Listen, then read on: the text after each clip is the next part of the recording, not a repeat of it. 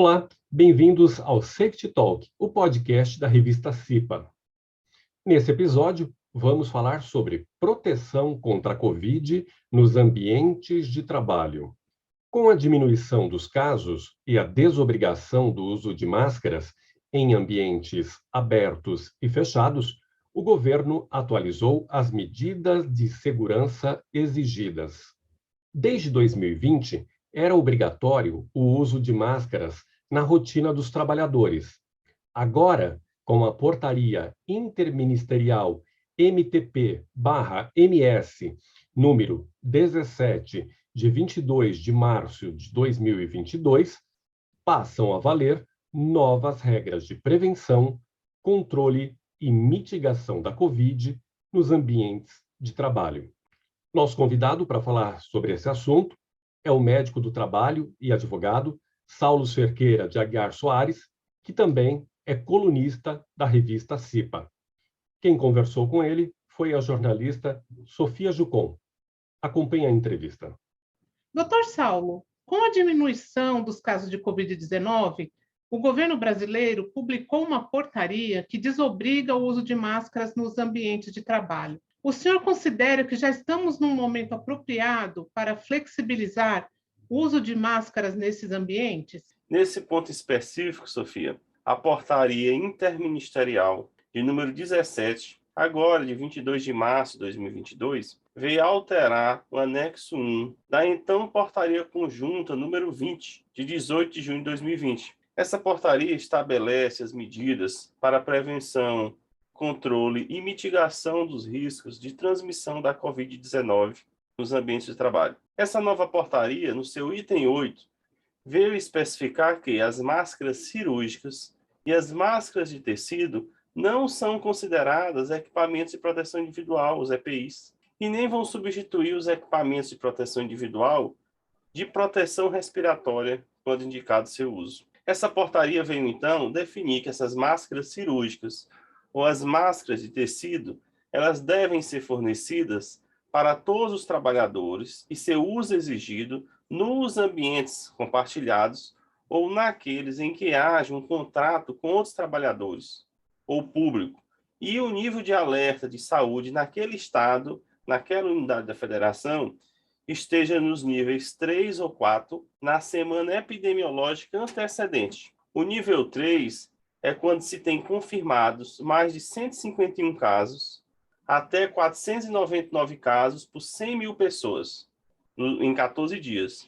E o nível 4, quando se tem confirmado mais de 500 casos de Covid por 100 mil pessoas nos 14 dias. Essas máscaras cirúrgicas de tecido, elas têm que ser substituídas no mínimo a cada 4 horas, ou quando estiverem sujas ou úmidas. E esse é um ponto importante a se destacar, que a gente verifica que nas empresas, muitos trabalhadores passam aí a jornada inteira de 8 horas com a mesma máscara cirúrgica de tecido, o que a portaria interministerial não recomenda. Ficam dispensados o uso e o fornecimento de máscaras cirúrgicas ou de tecidos nas unidades laborativas em que, por decisão do ente federado em que estiverem situadas, não for obrigatório o uso delas em ambiente fechado.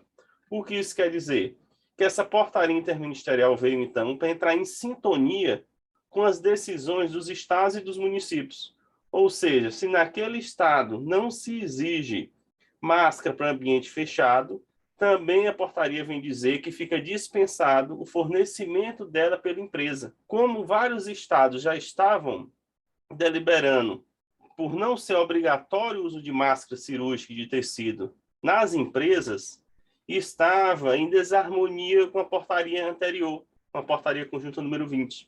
Então, essa nova portaria veio para harmonizar as decisões do Estado e dos municípios que já estão ocorrendo com a portaria federal. Detalhe é que se for uma empresa, ou seja, se for uma instituição hospitalar, uma empresa que seja uma instituição hospitalar, esses profissionais têm que fazer uso do EPI, e o EPI PFF2, a famosa N95. Ou seja, não é máscara cirúrgica e não é máscara de tecido para profissional de saúde. Faz sentido essa flexibilização do uso de máscaras em ambientes fechados, cabendo, claro, uma avaliação epidemiológica, como está estabelecido na portaria, em cada estado e em cada município. A cada semana, então, o município, por meio da sua vigilância sanitária, assim como o estado, vai avaliando como que está a situação ali. E isso pode ser mudado a qualquer tempo. Como diz a norma, se o estado e o município atingir o nível 3 ou nível 4, aí sim retorna o uso de máscaras no ambiente fechado. Mas nesse momento que estamos tratando, é condizente essa norma, pois entra em harmonia a decisão do governo federal com os governos estaduais e municipais. Mesmo com as novas medidas do governo, as empresas devem continuar adotando ações para a prevenção e combate à contaminação da Covid-19? Não é que a desobrigação, né, de uso de máscara cirúrgica de tecido vai fazer agora que a empresa não precise mais se preocupar com isso. No ambiente de trabalho, quem vai definir as medidas de prevenção é o médico do trabalho coordenador do Programa de Controle Médico e Saúde Ocupacional. As empresas possuem esse médico do trabalho, seja contratada por ela própria, ou seja, um empregado da empresa, ou seja, uma assessoria que a empresa tem de medicina do trabalho. Ou seja, na prática, nem mesmo o maior dirigente da empresa pode realizar uma decisão sem um assessoramento técnico do médico do trabalho. Em termos de direito na segurança e saúde do trabalho, qual deve ser a melhor medida para garantir um ambiente de trabalho seguro e saudável nesse cenário de transição pós-pandemia? A melhor medida é a valorização da área da saúde do trabalhador, da segurança do trabalhador, da medicina do trabalho, tendo em vista que a especialidade científica que é voltada justamente para a proteção dos trabalhadores aos riscos ocupacionais a que está exposto. A empresa também deve investir em conhecimento na área de saúde e segurança do trabalhador, por exemplo, adquirindo, estudando a revista CIPA que traz assuntos aí atuais na área de saúde do trabalhador. Essa valorização vai do aumento no investimento em saúde e segurança do trabalho. É necessário garantir a autonomia dos médicos do trabalho em suas decisões. E situação muito importante que a própria Organização Internacional do Trabalho trata, a OIT, que é a adoção de uma cultura nacional em matéria de saúde, higiene e segurança do trabalho. Os dados mais atuais mostram que o Brasil ainda figura em terceiro lugar no ranking mundial por mortes de acidente do trabalho. Mesmo assim, alguns gestores públicos, alguns gestores privados, ainda não dão a devida atenção à área da saúde do trabalhador, acreditando que a medicina do trabalho se resume à realização de exames ocupacionais periódicos. E isso é somente uma pequena parte das atribuições do médico do trabalho. É preciso superar a chamada miopia organizacional. Em relação à vacinação, como a empresa deve agir com os funcionários que se recusam a serem vacinados? É preciso verificar qual o ambiente de trabalho em que aquele trabalhador exerce sua atividade. A decisão da vacinação é individual, assim como pode ocorrer recusa em condições médicas. Uma condição já peculiar são dos profissionais de saúde, porque a norma regulamentadora número 32 já definia, antes mesmo da pandemia, que as vacinas contra hepatite B, difteria e tétano são obrigatórias, além dos estabelecidos no PCMSO pelo médico do trabalho. Assim, nesse caso, em instituições de saúde, a empresa pode exigir a vacinação contra a Covid-19 se o médico do trabalho, coordenador do PCMSO, incluir como obrigatória no PCMSO. Então, essa vai ser uma decisão, caso a caso, conforme o contexto que aquele trabalhador está envolvido. O empregador, ele detém um poder diretivo e hierárquico, mas esse poder do empregador, diante do empregado seletista, tem um limite. E o limite são os direitos fundamentais, específicos e inespecíficos do trabalho daquele trabalhador. Doutor Saulo, estamos chegando ao final da nossa entrevista. O senhor gostaria de fazer alguma consideração? A pandemia da Covid-19, lá no seu início, deu muito destaque aos médicos infectologistas, e com razão.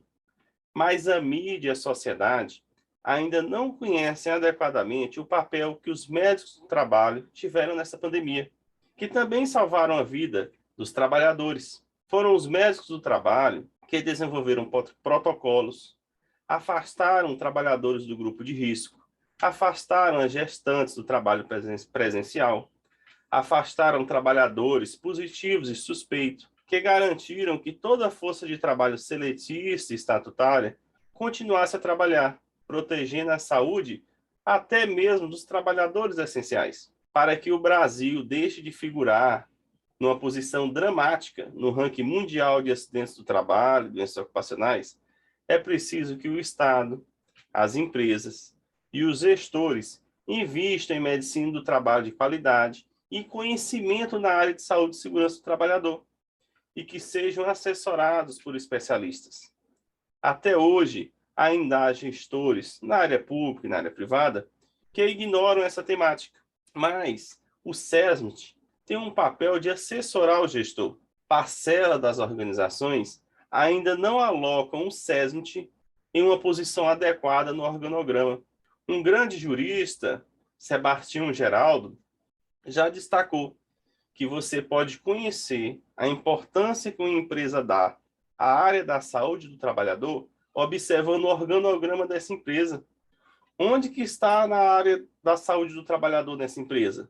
Está em posição rebaixada ou está em posição elevada em uma diretoria? Enquanto as organizações não compreenderem que a parte mais importante do negócio é a saúde física e mental dos seus colaboradores, a organização não avança.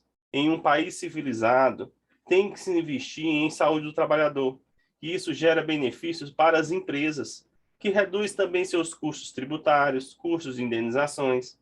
Para o Estado, que aumenta o PIB, reduz o custo com pagamento de benefício previdenciário lá no INSS. Reduz o custo com o SUS, que trata esses trabalhadores acidentados. E também tem muitas vantagens para o próprio trabalhador, que ele ganha vida no trabalho e obtém satisfação. Assim finaliza agradecendo a revista CIPA e a Sofia por essa oportunidade. Muito obrigado. Dr. Saulo, nós que agradecemos a sua participação. Muito obrigada.